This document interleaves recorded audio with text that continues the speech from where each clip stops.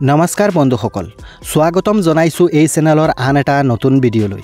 আজিৰ এই বিশেষ ভিডিঅ'টোত আমি জানিম PM কিষাণ যোজনাৰ 20তম কিস্তিৰ তাৰিখ আৰু অৰুণোদয় 3.0ৰ নতুন আপডেটৰ বিষয়ে।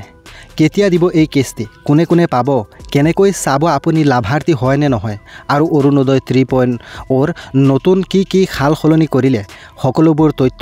সেয়েহে অনুগ্ৰহ কৰি ভিডিঅ'টো সম্পূৰ্ণকৈ চাওক আৰু চেনেলটো ছাবস্ক্ৰাইব কৰিবলৈ নাপাহৰিব। প্ৰথমতে আমি আলোচনা কৰিম PM কিষাণ যোজনাৰ 20তম কিস্তিৰ বিষয়ে। আপোনালোক সকলোৱে জানে যে PM কিষাণ যোজনা 2019 চনৰ ফেব্ৰুৱাৰী মাহত ভাৰত চৰকাৰে আৰম্ভ কৰিছিল। এই যোজনাৰ জৰিয়তে দেশৰ সৰু সুৰা কৃষকসকলে বছৰি 6,000 টকা তিনিটা কিস্তিত প্ৰতি 4 মাহৰ মূৰে মূৰে সেই ব্যক্তিজনৰ বেংক একাউণ্টত DBTৰ জৰিয়তে ট্ৰান্সফাৰ কৰা হয়। কিন্তু বন্ধুসকল, এই কিস্তি পাবলৈ আপোনাৰ PM কিষাণ eKYC সম্পূৰ্ণ হোৱাটো বাধ্যতামূলক। যদি আপুনি এতিয়ালৈকে eKYC কৰা নাই, তেনেহ'লে অনুগ্ৰহ কৰি আপোনাৰ ওচৰতে থকা স্থানীয় কৃষি কাৰ্যালয়, অনলাইন বা CSC কেন্দ্ৰৰ জৰিয়তে অতি সোনকালে কামটো সম্পূৰ্ণ কৰক, নহ'লে আপুনি এই কিস্তিৰ পৰা বঞ্চিত হ'ব পাৰে। তো বন্ধুসকল, কোনে কোনে পাব এই কিস্তি? যিসকল হিতাধিকাৰীৰ eKYC land seeding bank verification সম্পূৰ্ণ হৈছে, যিসকলৰ ব্যক্তিৰ নাম ভুল নাই আৰু আধাৰ কাৰ্ডৰ লগত মিল আছে, এইসকল কৃষকে লাভ কৰিব 2,000 টকাৰ এই 20তম কিস্তি। বন্ধুসকল, এটা কথা মন কৰিবলগীয়া যে যিসকল ব্যক্তিয়ে এই যোজনাত প্ৰথমে আবেদন কৰিছিল, কিন্তু ভেৰিফিকেশ্যন কৰোঁতে ডকুমেণ্ট বা অইন কিছুমান কাৰণত তেওঁৰ কিস্তিবোৰ পেণ্ডিং বা বন্ধ হৈ পৰিছিল, কিন্তু আকৌ সেই ব্যক্তিজনে সকলোবোৰ ডকুমেণ্ট বা তথ্য শুদ্ধকৈ দিয়াৰ বাবে 2,000 টকাৰ কিস্তিৰ পৰিৱৰ্তে একেলগে 4,000 বা 6,000 টকাও পাব পাৰে। তো বন্ধুসকল, বহুজনৰ মনত প্ৰশ্ন, এইবাৰ কেতিয়া আহিব PM কিষাণ যোজনাৰ 20তম কিস্তি? এইবাৰ 20তম কিস্তিত হয়তো জুন মাহৰ 18ৰ পৰা 30 তাৰিখৰ ভিতৰত দিব পাৰে।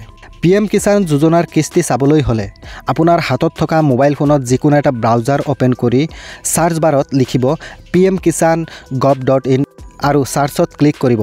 লগে লগে আপোনাৰ সন্মুখত প্ৰথমতেই দেখা পাব PM কিষাণ সন্মান নিধি। ইয়াত ক্লিক কৰিব। ইয়াৰ পিছত PM কিষাণ যোজনাৰ যিটো অফিচিয়েল ৱেবছাইট আছে সেইটো খোল খাব। ইয়াত আপোনালোকে ফাৰ্মাৰ কৰ্নাৰত থকা হাতৰ সোঁ ছাইডে 4 নম্বৰত ন' ইউৰ ষ্টেটাছত ক্লিক কৰি ৰেজিষ্ট্ৰেশ্যন নম্বৰ বা আধাৰ নম্বৰ দিয়াৰ পিছত কেপচাটো ফিল কৰি আপোনাৰ কিস্তি পাবনে নাই চাব পাৰিব। দ্বিতীয়তে, অৰুণোদয় 3.0ৰ নতুন আপডেট।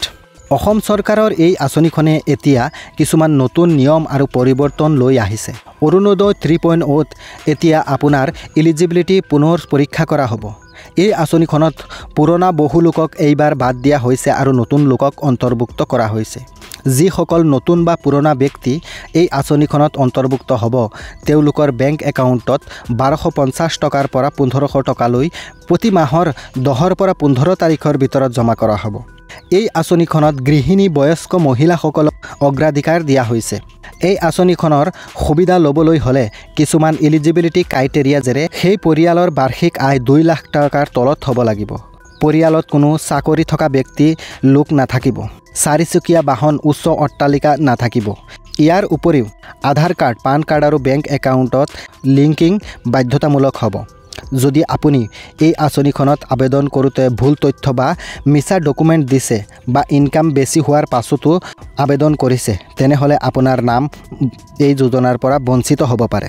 তো বন্ধুসকল, সঁচাকৈ এই দুটা আঁচনি PM কিষাণ আৰু অৰুণোদয় অসম আৰু ভাৰতৰ লাখ লাখ পৰিয়ালৰ বাবে আশাৰ বতৰা লৈ আহিছে।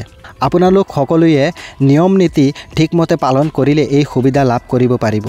তো বন্ধুসকল, ভিডিঅ'টো ভাল লাগিলে লাইক, শ্বেয়াৰ, কমেণ্ট আৰু চেনেলটো ছাবস্ক্ৰাইব কৰিবলৈ নাপাহৰিব।